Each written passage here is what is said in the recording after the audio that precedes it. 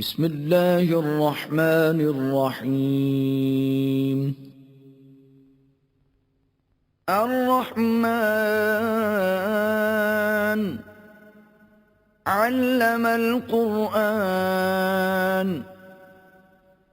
خلق الإنسان علمه البيان. الشمس والقمر بحسبان والنجم والشجر يسجدان والسماء رفعها ووضع الميزان ألا تطغوا في الميزان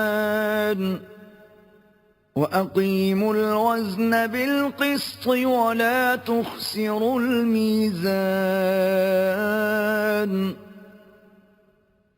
والأرض وضعها للأنام فيها فاكهة والنخل ذات الأكمام